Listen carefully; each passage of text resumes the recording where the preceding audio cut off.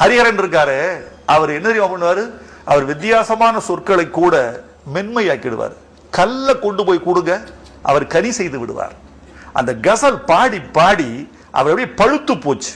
ஒரு சம்பவம் சொல்றேன், உங்களுக்கு எல்லாம் பிடிக்கும் இந்த சம்பவம். ரகுமானுக்கு எனக்கு ஒரு பெரிய சண்டை நடந்துட்டு இருக்கு. ரட்சகருங்கிற படம் சண்டை நடக்குது. சண்டைனா என்ன, சொத்து தகராறா? அதெல்லாம் கிடையாது. மொழியை காப்பாற்ற வேண்டும் என்று நான், இசையை காப்பாற்ற வேண்டும் என்று அவர். அவரவர் பிள்ளைகளை காப்பாற்றிக் கொள்ளாவிட்டால் நாடு ஏது நாடு, கலை ஏது கலை. நான் தமிழை காப்பாற்றணும், அவர் இசையை காப்பாற்றணும். சந்திரனை தொட்டது யார், ஆம்ஸ்ட்ராங்கான்னு எழுதியிருந்த ஒரு பாட்டு. சந்திரனை தொட்டது யார், ஆம்ஸ்ட்ராங்கா.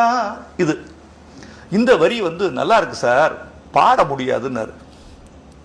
பாட முடியாதுன்னாரு. ஏன் பாட முடியாது? இந்த ஆம்ஸ்ட்ராங்கா அது சோ ஸ்ட்ராங் அப்படின்னாரு. அது இசை மென்மையா இருந்தா நல்லா இருக்கும்னு நினைக்கிறேன். நான் சொன்னேன், தெரியும் ரஹ்மான், உண்மைதான், இது சாதாரண எழுத முடியும். தென்றலே நிலவே மலரே, செத்து போச்சு அந்த சொற்கள். அந்த மானே தேனே இருக்கு பாருங்க, நாட்டில் ரெண்டும் கிடைக்காம போனதுக்கு காரணமே பாடலாசிரியர்கள் தான். தேய்ச்சிட்டாங்க.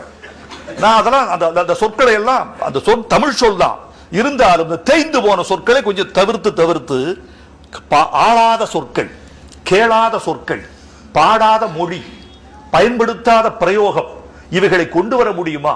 சந்திரனை தொட்டது யார், ஆம்ஸ்ட்ராங்கா? இல்ல, நான் தான். ஏன்னா உன்னை தொட்டவன் நான் தான், நீ தான் நிலா. உன்னை நான் தான் தொட்டேன், நீ தான் நிலா. ஆம்ஸ்ட்ராங்னு பொய்யா சொல்றாங்க. ஆம்ஸ்ட்ராங் உன்னை தொட்டா? நான் தான் தொட்டேன். சந்திரனை தொட்டது யார், ஆம்ஸ்ட்ராங்கா? சார் ரொம்ப ஹார்டா இருக்கு சார். நல்லா இருக்கும். பல்லவியில் திரும்பி பார்க்கவில்லை என்றால் தமிழன் ஓடி போயிடுவான். அவனுக்கு வேற வேலை இருக்கு. அவன் காது கொடுக்கிற நேரம் 5 செகண்ட். அந்த 5 செகண்ட்ல போஸ்டர் மாதிரி தான்.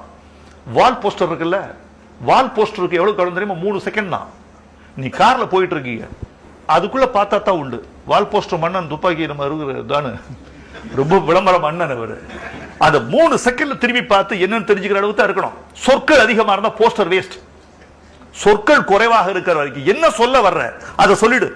சொற்கள் குறைவா இருக்கணும். இந்த 3 வினாடிகள் இருக்கு பாருங்க, அவ்வளவுதான் போஸ்டருடைய கவனம். 3 செகண்ட். இது ஒரு 5 செகண்ட் சொல்லலாம். பாட்டை கேட்டு முதல் வரியில் தூக்கி போட்டாலும் பாட்டை விட்டு சந்திரனை தொட்டது யார், ஆம்ஸ்ட்ராங்னு திரும்பி பார்ப்பான் தமிழ். காதை பிடிச்சிடலாம். அதுக்கு பிறகு உட்கார்ந்துருவான். இலை போடு முதல்ல, அப்புறம் பரிமாறு.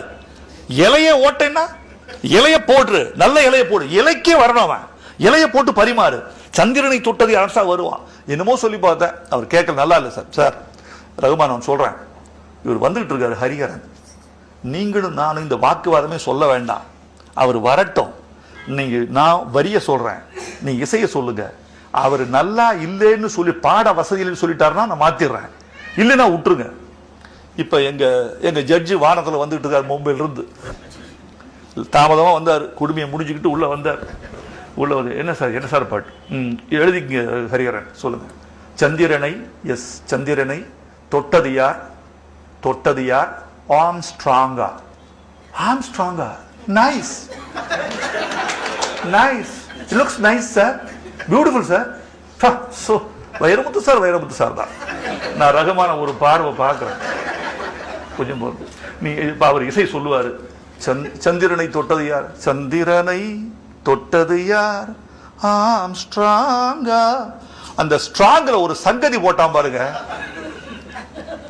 கல்லு அப்படியே பந்தாயிடுச்சு. அப்படியே நான் சொன்னேன் ரகுமான், அதுதான் இசைக்கலைஞனுடைய பணி. அதுதான் இசை என்ன செய்கிறது, வல்லினத்தை மென்மை செய்கிறது, மழுவை மைதரகாக்கி விடுகிறது, கல்லை கனி செய்து விடுகிறது. அதான் இசை.